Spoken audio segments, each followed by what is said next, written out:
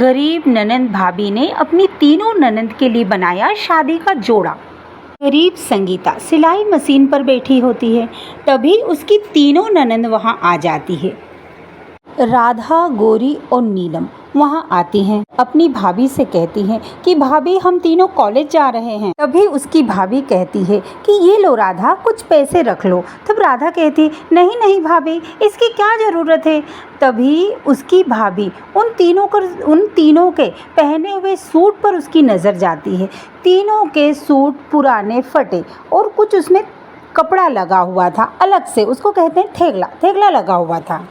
तब भाभी उदास मन से कहती है मैं क्या करूं, मैं जानती हूं मैं चाहे जो भी कर लूं, लेकिन मैं माँ जी की जगह तो नहीं ले सकती ना। और कहती है कि ये लो, रख लो ना कुछ पैसे रख लो, तुम तीनों कॉलेज जा रही हो। तभी उसकी तीनों नंद वो पैसे ले लेती है और तीनों कॉलेज के लिए निकल जाती हैं।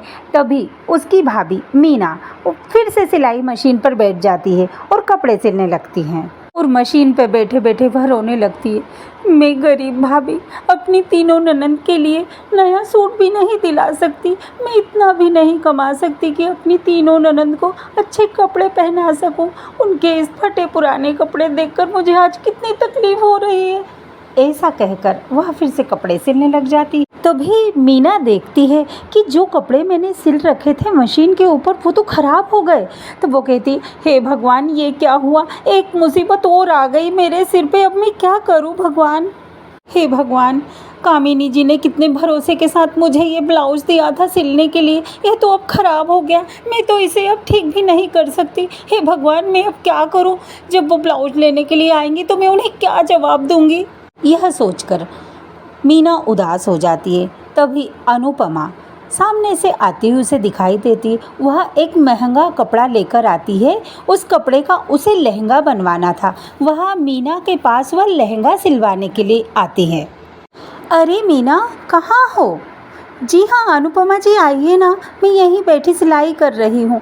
ये लो, ये मेरी बेटी की शादी है, उसका ये लहंगा है, 2 दिन में ही तुम्हें सिलकर देना है, अच्छे से सिल देना। मेरी बेटी सिया की शादी है। तभी मीना कहती है अरे वाह अनुपमा जी, इस लहंगे का कपड़ा तो बहुत महंगा लगता है। हाँ, ये मखमल का कपड़ा है। वैसे शादियाँ कोई बार बार थोड़ी होती है, शादियों का कपड़ा तो ऐसा ही रहता है। वैसे मीना, तुम्हारी 3 ननद भी शादी के लायक हो गई है, तुम उनका विवाह कब कर रही हो? यह सुनकर अनुपमा की यह बात सुनकर मीना उदास हो जाती है और कहती है मैं और तीनों ननंद मेरी तीनों ननंद के लिए अच्छा रिश्ता ढूंढ रहे हैं। मैं और मेरे पति, जैसे ही अच्छा रिश्ता मिल जाता है हम उनकी शादी कर देंगे।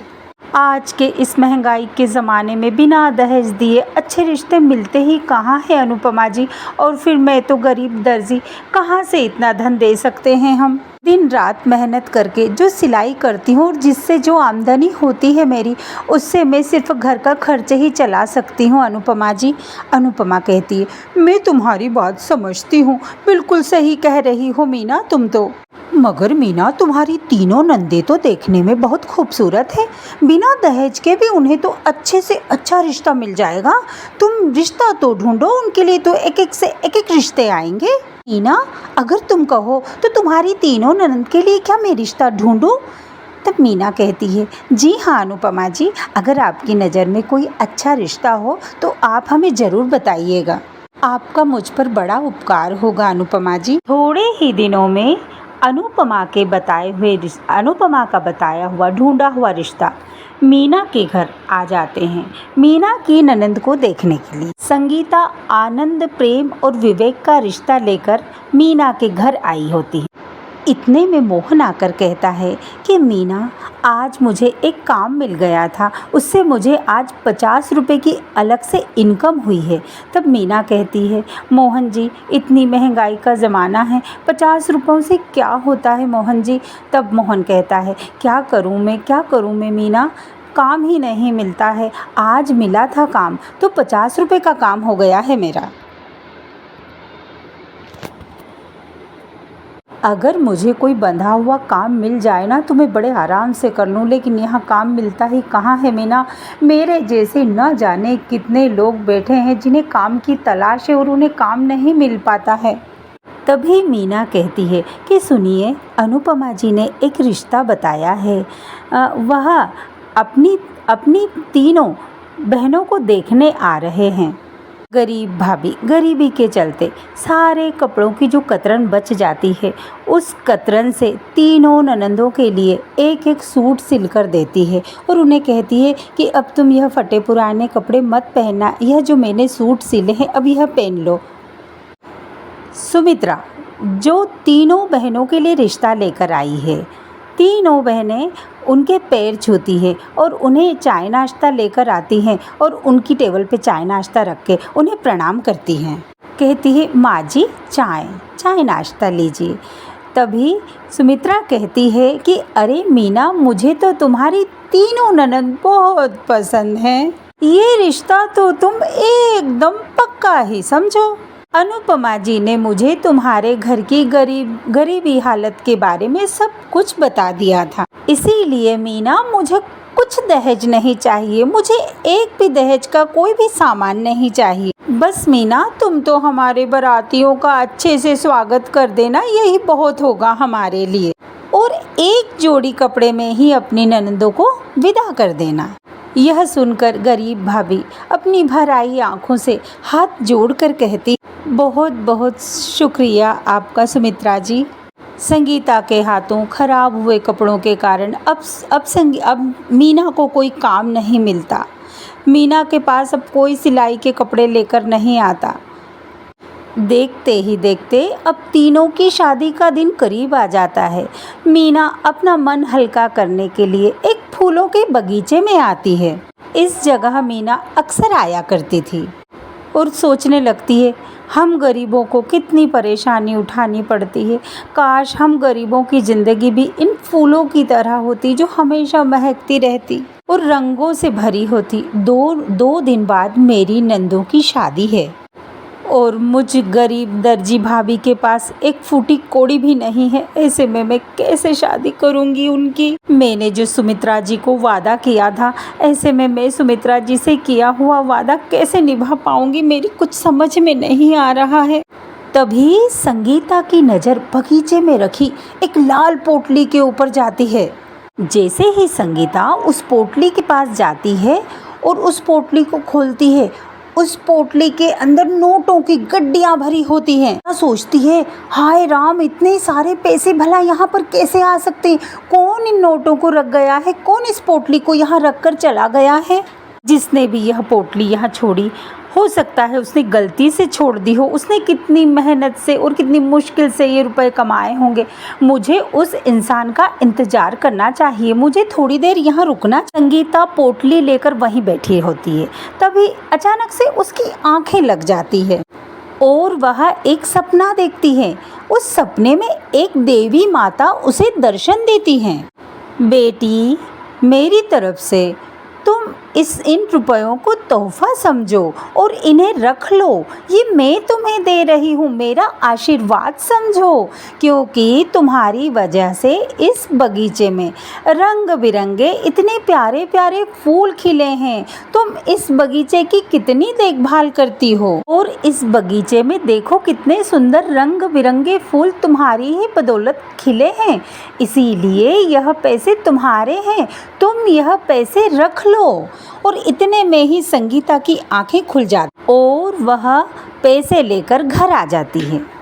भाभी, सुबह से आपने कुछ भी नहीं खाया है।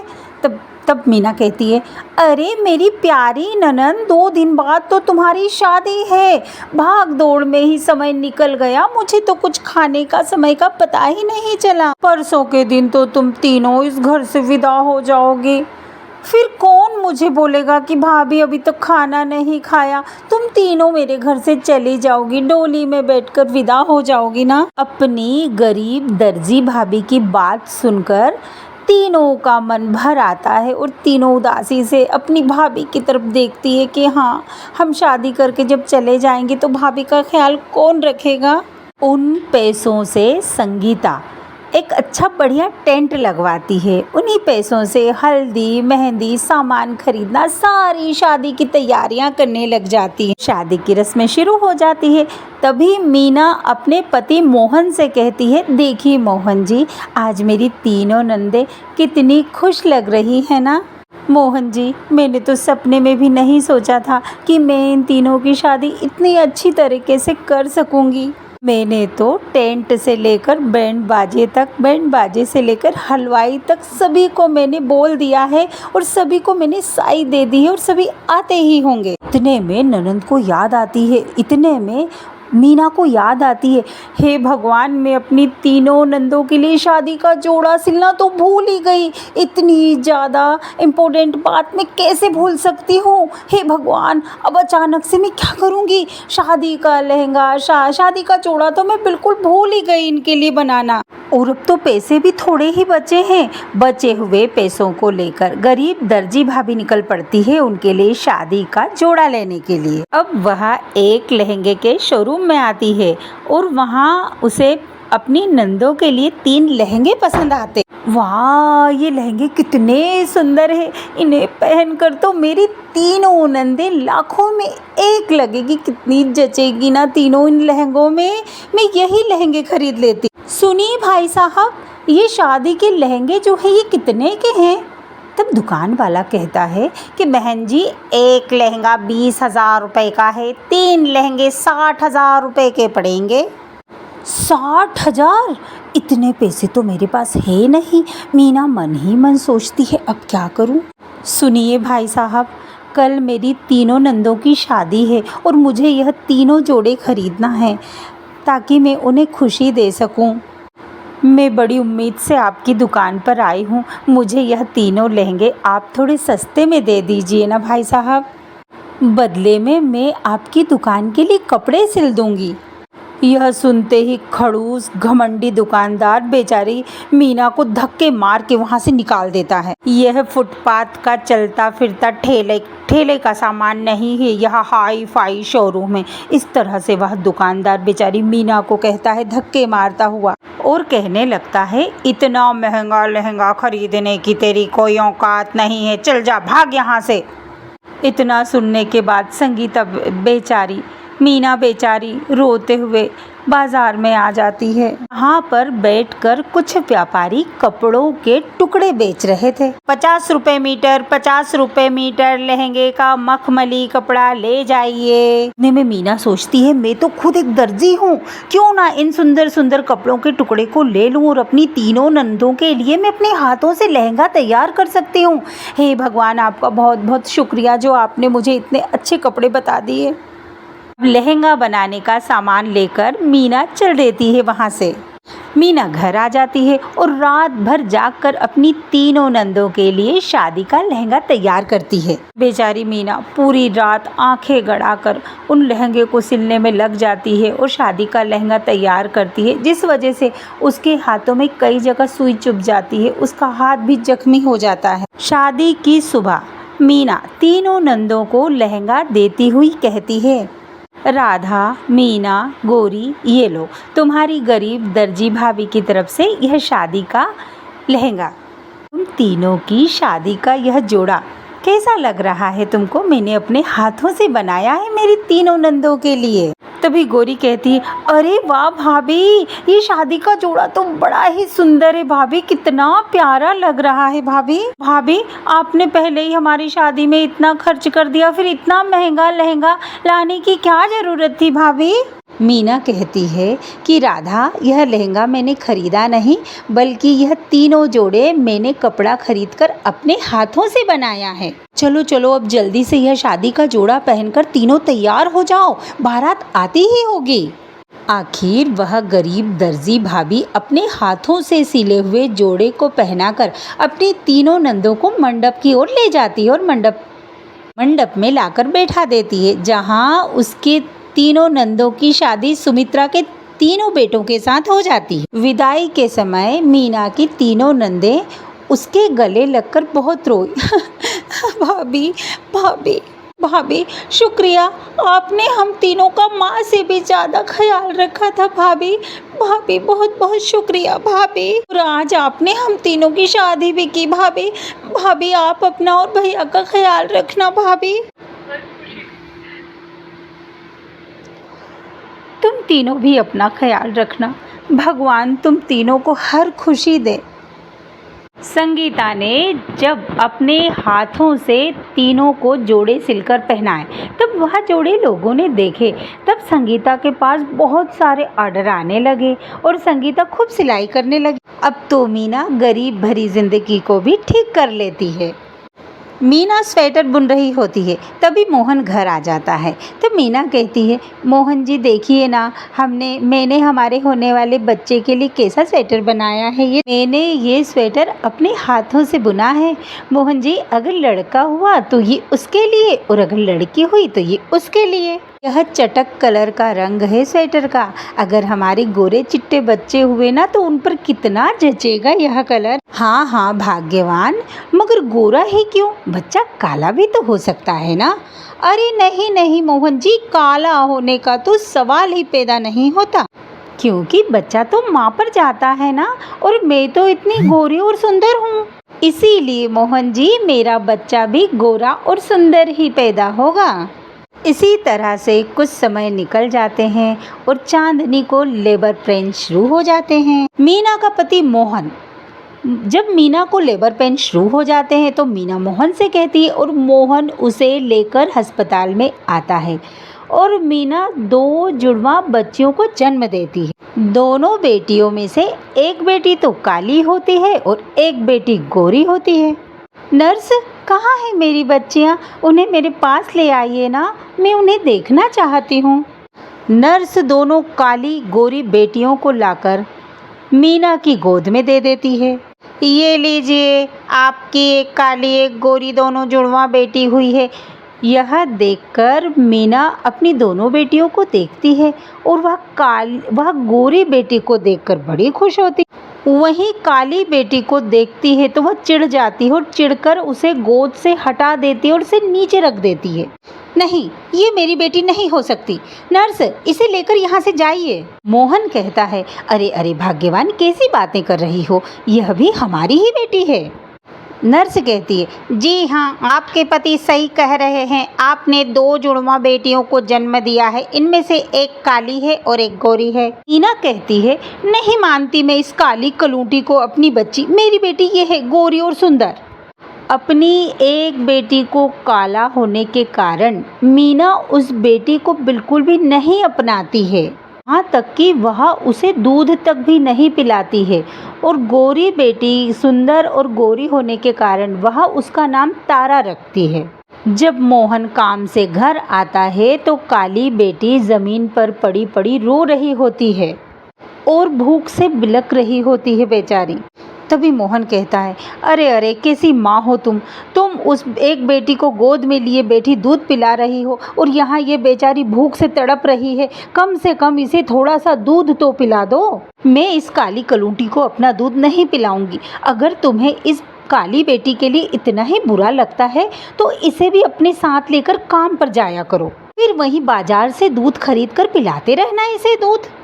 मोहन राधा को अपनी गोद में उठा लेता है। गुजरते समय के साथ साथ राधा और तारा दोनों बड़ी हो जाती हैं। मीना तारा की चोटी करती है और कहती है, देखो तो मेरी इस गोरी और सुंदर बेटी को, ये इस फ्रॉक में एकदम परी की तरह लग रही है। तभी वह तारा कहती, सच्ची में माँ, क्या मैं परी की तरह लग रही हूँ? हाँ मेरी लानी बेटी, सच में तू परी की तरह लग रही है। माँ को अपनी गोरी बहन के साथ इतना लाड़ प्यार करते देख राधा अंदर आती है। माँ, मेरी भी चोटी बना दो, मुझे भी पाउडर लगा दो ना। माँ, फिर मैं भी तारा की तरह सुंदर लगूंगी। यह सुनकर मीना अपनी काली बेटी की बात सुनकर हंसने लगती है।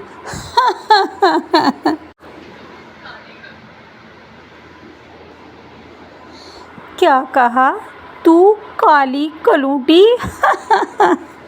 तू तू मेरी तारा के जितनी सुंदर कभी नहीं लग सकती। राधा कहती है, क्यों माँ, मैं तारा के जैसी सुंदर क्यों नहीं लग सकती माँ? तारा कहती है, क्योंकि मैं गोरी हूँ और तू काली कलूटी है। चल भाग यहाँ से, काली बुंदी शक्ल कहीं की। राधा बेचारी रोती हुई कमरे में चली जाती है। इसी के साथ साथ अब कई साल गुजर जाते हैं, जहाँ गोरी और सुंदर होने के चलते तारा पूरी तरह से घमंडी हो जाती है। वहीं राधा स्वभाव से बहुत शांत होती है। अब मोहन अपनी दोनों बेटियों की शादी के लिए रिश्ते ढूंढने लगता है। सुनती हो, कल हमारी बेटियों को देखने लड़के वाले आ रहे हैं। बड़ा ही अच्छा घर बार है और अच्छा खानदान है उनका। हाँ जी, होगा क्यों नहीं, मेरी बेटी भी तो लाखों में एक है, एक मेरी तारा। उसी वक्त से मीना अपनी गोरी सुंदर तारा बेटी को और भी खूबसूरत बनाने का प्रयास करने लगती है। तारा बेटी, ये ले उपटन, ये उपटन लगा ले, इससे तेरे चेहरे का कलर और भी निखर जाएगा। थैंक यू माँ, आप मुझसे कितना प्यार करती हैं माँ। राधा कहती है, माँ क्या इसमें से थोड़ा सा उपटन मैं भी लगा लूं?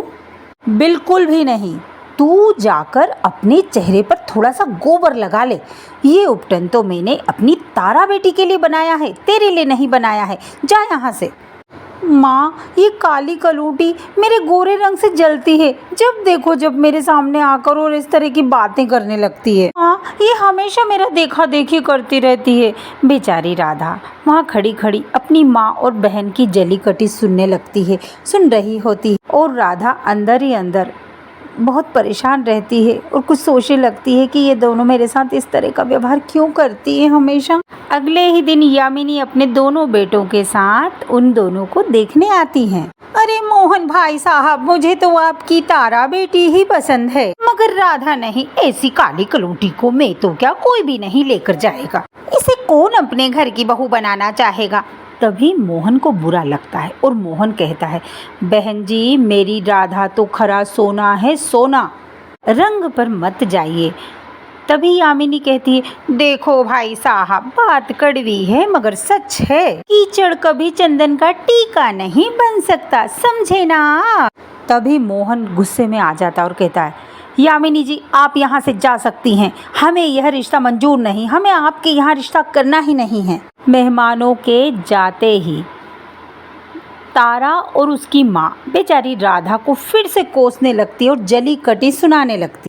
मीना कहती है, इस कोयले खदान की वजह से आपने इतना अच्छा रिश्ता ठुकरा दिया है। देखिए जी, मेरी बात सुनिए, इस कलूटा को मैं अपनी बेटी की खुशियों के बीच नहीं आने दूंगी। आप ये मत समझिएगा कि इसके कारण आप मेरी बेटी का रिश्ता अच्छे घर में नहीं होने देंगे। ऐसे ही समय बीतता गया और कौशल्या के दोनों बेटों के साथ मोहन की दोनों बेटियों की शादी हो जाती है। राधा, तारा बेटी, तुम दोनों के शगुन के लिए तुम्हारे ससुराल से शगुन की हल्दी आई है। मोहन कहता है, राधा बेटी, मैं तेरे लिए बहुत खुश हूँ, तुझे शादी की हल्दी जो लगने जा रही है। यह कहते ही मोहन का दिल भर आता है और राधा अपने पिता के गले लग जाती है। बाबूजी। अपनी काली बहन से पिता का इतना प्यार देखकर तारा चिढ़ जाती है और चिढ़कर कहने लगती, जितनी खुशियाँ मनानी है उतनी मना ले राधा, मगर मैं तेरी हल्दी की रस्म पूरी नहीं होने दूंगी। यह मन ही मन तारा सोचने लगती है। राधा अपनी शगुन की हल्दी को रख कर तैयार होने के लिए चली जाती है। तभी तारा उस हल्दी में ढेर सारी कीचड़ मिला देती है। अब आएगा मजा, तब मेरी काली कलूटी बहन को हल्दी की जगह यह कीचड़ लगेगा। गाने बजाने के साथ साथ दोनों काली गोरी बहनों की हल्दी की रस्म शुरू हो जाती है। मीना बड़ी ही खुशी के साथ गाते हुए अपनी गोरी बेटी को हल्दी लगाती है। हल्दी लगाओ री, तेल चढ़ाओ री, मेरी गोरी बेटी का बदन चमकाओ री। तारा बेटी तो कितनी सुंदर लग रही है ना। अपनी गोरी बेटी को हल्दी लगाकर चांदनी जाने लगती है। तभी राधा अपनी नम आँखों से कहती है, माँ मुझे भी हल्दी लगा दो, मेरी भी तो आज हल्दी की रस्म है।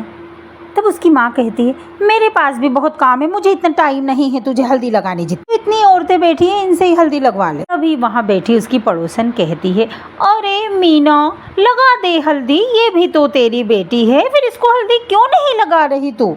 तारा कहती है, अरे कोई बात नहीं, कोई नहीं लगा रहा तो क्या हुआ, अपनी प्यारी बहन को मैं लगाऊंगी हल्दी। और तारा सारा कीचड़ उसके मुंह पर लगा देती है। कीचड़ से भरी हल्दी तारा अपनी बहन राधा के मुंह पे लगा देती है। अरे ये बदबू कैसी है तारा, ये तो कीचड़ की बदबू है। अरे तो क्या हुआ, इस कीचड़ से एकदम तेरा रंग निखर जाएगा। ओ मेरी काली बहन, यह कहकर तारा हंसने लगती है। और राधा रोते हुए हल्दी की रस्म के बीच से उठकर चली जाती है। तभी उसका पिता मोहन दूसरी हल्दी लेकर उसके कमरे में आता है। क्यों बाबूजी, माँ और तारा हमेशा मेरे साथ ऐसा क्यों बाबूजी, क्यों करती हैं ये, मुझे हमेशा जलील करती रहती है, क्यों उनसे मेरी थोड़ी सी भी खुशियाँ देखी नहीं जाती बाबूजी। राधा मत रो मेरी बच्ची, तेरे बाबूजी हैं ना, मैं तुझे हल्दी लगाता हूँ। और मोहन राधा को हल्दी लगाता है। अगले दिन जब तारा अपने कमरे में तैयार होने जाती है, तभी कमरे से आए रॉकेट बम से तारा की शादी का जोड़ा जल जाता है और तारा बहुत रोती है। मेरी शादी का लहंगा जल गया, अब मैं क्या पहनूंगी माँ। माँ मेरे ससुराल वाले ने शादी के लिए कितना महंगा लहंगा भिजवाया था, अब मैं क्या पहनूंगी माँ, अब मैं उन्हें क्या जवाब दूंगी माँ। अपनी बहन को ऐसे रोता देखकर राधा अपना लहंगा अपनी बहन तारा को दे देती है उसकी खुशी के लिए। मगर तुम क्या पहनोगी, मैं माँ की शादी का लहंगा पहन लूँगी, तुम ये लहंगा पहन लो, मैं समझ लूँगी कि वही माँ का आशीर्वाद है मेरे लिए। मीना अपनी शादी का लहंगा राधा को दे देती और राधा अपनी शादी का लहंगा तारा को। अब दोनों तैयार हो जाती है शादी के लिए। तभी चांदनी हाथ जोड़कर कहती है, राधा मेरी बेटी, हो सके तो अपनी माँ को माफ़ कर देना। अपनी बेटी होकर भी मैंने कभी तुझे अपनाया नहीं, कभी तुझे मैंने लाड प्यार नहीं किया। मैं हमेशा तुझे तेरे काले रंग की वजह से कोसती रही, कभी मैंने ममता भरा हाथ भी तेरे सर पर नहीं रखा बेटी। कभी तुझ पर अपनी ममता नहीं लुटाई और आज गलती का एहसास भी हुआ तो कब, जब तू विदा हो रही है, तो तू अपनी माँ के घर आंगन को छोड़कर जा रही है। तभी तारा कहती है, राधा मुझे भी माफ़ कर देना ना तू। राधा मैंने ही तुम्हारी हल्दी की रस्म बिगाड़ने के लिए उसमें कीचड़ मिलाया था, मगर तुमने तो मेरी खुशी के लिए एक पल लगाए बिना अपनी शादी का लहंगा तक मुझे दे दिया। तारा मेरी बहन, मैं तो हमेशा तुम्हें दिल से खुश देखना चाहती हूँ। और माँ आज मैं आपके घर से जा रही हूँ, अपनी इस काली बदनसीब बेटी के सिर पर प्यार भरा और ममता भरा हाथ रखकर आशीर्वाद दे देना और खुशी खुशी मेरी विदाई कर देना माँ।